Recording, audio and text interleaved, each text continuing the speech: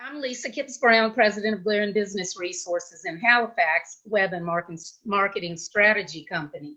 I'm all about helping people use technology to reach their own personal goals through their business.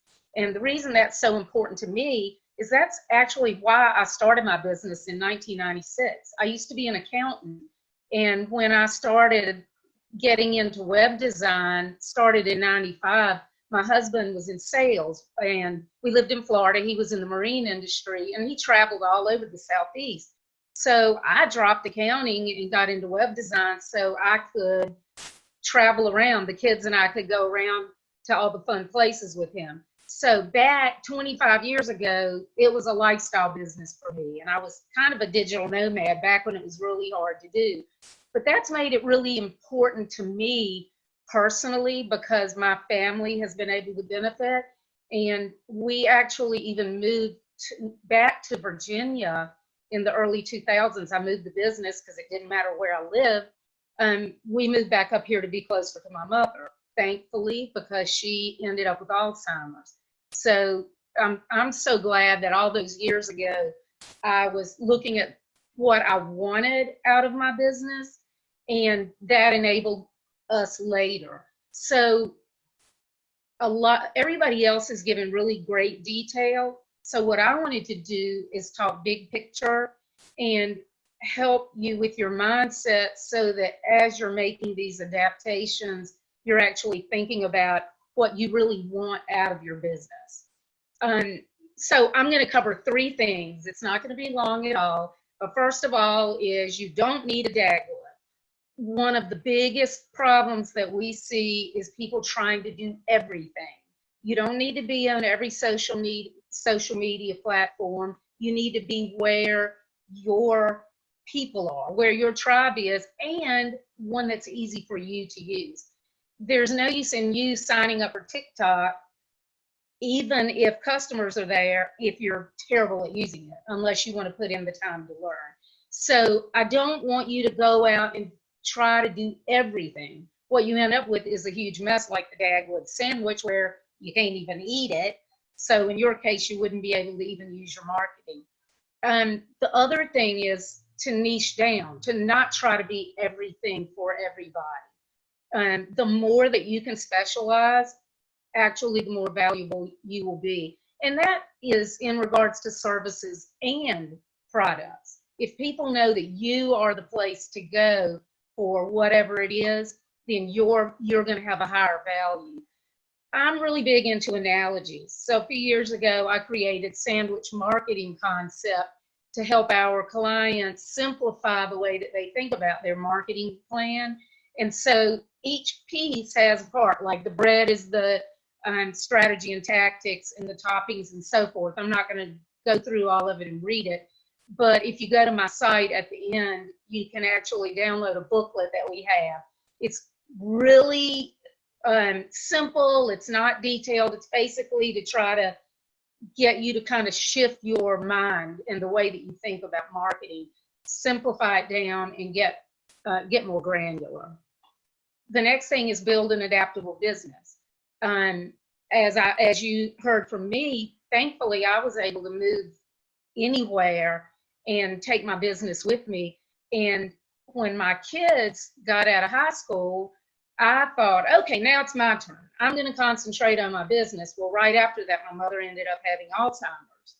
And we were already up here, but I actually was her caregiver for 4 years. I lived with her while my husband lived in our house.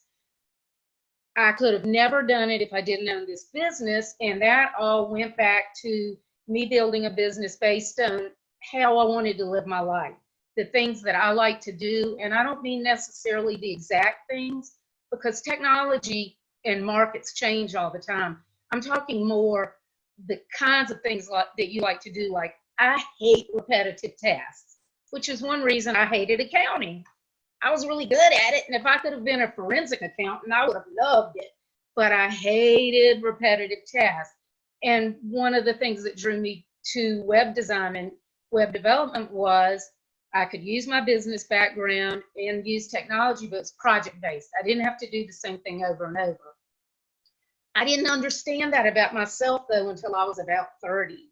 So you really need to, the things in life, just the regular old everyday things that bother you or that make you happy, you need to try to take a step back and think about, why does it bother me, or why does it make me happy? I used to think that I didn't realize I didn't like repetitive tasks. I just thought I kind of thought I was lazy, and you know, because I would just get so bored with things. Once I understood what I liked, it made it so much easier in my whole life. But the other thing about being adaptable is, right now we're all talking about technology, and we need to be, but this could just as easily have been an electromagnetic pulse, and Amazon would be shut down, Twitter, Facebook, everybody. So we would be talking hyper local, and all the big businesses would be trying to get to where we are. So when you're building your business, you definitely have to use technology. You have to start incorporating the tools that you have been putting off forever and thought you didn't need. But please keep in mind, what will I do if something happened and the grid went down, even if it's only for a month? But if it's an electromagnetic pulse, you don't know how long it might be. So think about, what are things that you could do, and even if you're not offering them, you could be building up expertise in some way so that you could shift if you had to. And I know that probably sounds like I'm Chicken Little or something, but I don't mean it that way. I'm really a positive thinker, but you just have to think ahead. You know, a lot of businesses don't even have a list of their customers that isn't digital. So if we had that pulse and everything was wiped, we'd be like, oh no, who are my customers and how do I reach them? So I just want you to look big picture. Don't think about just the internet. Think about anything that could possibly happen, but also in your personal life, like with me and caring for my mother. I had no idea. I was not prepared for it to happen at that time. I had thought it might, but I had figured it would be a few years. Thankfully, I was able to adapt, and also because I have a great husband. If I hadn't been, I wouldn't have been able to. So thirdly, last, you have to get uncomfortable. Just like with working out, lifting weights, if you don't lift something that's too heavy for you, you might as well be sitting on the couch watching Tiger King. You have to do things that stretch you in order to grow. So I'll give you several examples for myself. I met Dennis Yu, the CEO of Blitz Metrics, at an event, and I had the opportunity to interview him. Well, I'm really outgoing. You can tell I don't mind talking, but I'm an extroverted introvert. I do not like, it's not in my nature to go up to him and say, can I interview you? But I knew, oh my God, I'm in this room with him, this person who owns this awesome company. I mean, Nike and Adidas are his clients. And he went to a party with the Queen of Malaysia. She invited him to her birthday party. So he's a really big deal.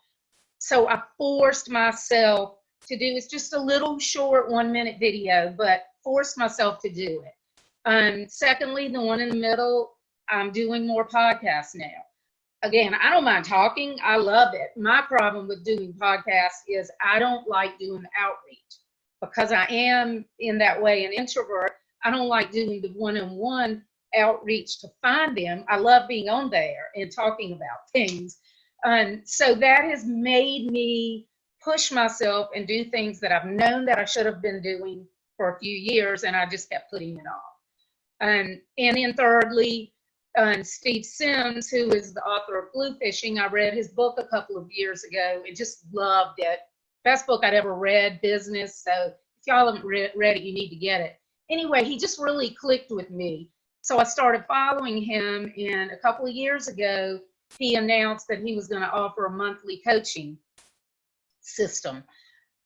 I couldn't afford it. I knew I couldn't afford it, but I thought, you know what? I'm going to afford it. No matter what, I'm going to do this. Because what opportunity would I ever have to work with somebody like him? And if I waited, I'm sure the price would have gone up. So I've been working with him for 2 years now. He helps me with the crowdfunded NASCAR team that we have. By the way, the only crowdfunded NASCAR team that's racing to fight veteran suicide.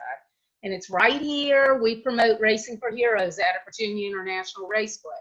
And Steve is a big supporter of it. He's going to be coming and doing an entrepreneur conference this September. But he's become a really big part of my life, and his son has. I did Facebook Live interviews. So I want you to reach out to people that you are afraid of, or I want you to do things that you're afraid of, or learn things that you're afraid of, or not necessarily afraid, but just that make you miserable. Make you miserable thinking about it, because that's the way you're going to get to the next stage. So that's pretty much all I have to say. I call it the simple success stack. Make your marketing sandwich. Don't throw everything on it. Put only on it what you want for that meal. Be adaptable, not just now, but be thinking ahead of what you might have to adapt to one day, and what could you be doing to be prepared. And thirdly, get uncomfortable. Push yourself and build your mental muscles and your business muscle. That's it.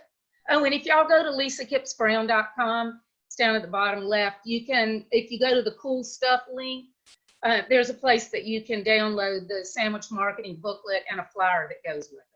Really simple reading, really easy. It's not rocket science. It's just something that helps you look at it in a different way. Lisa, thank you so much. And you all can see it would have been such a waste for her to just do accounting for the rest of her life.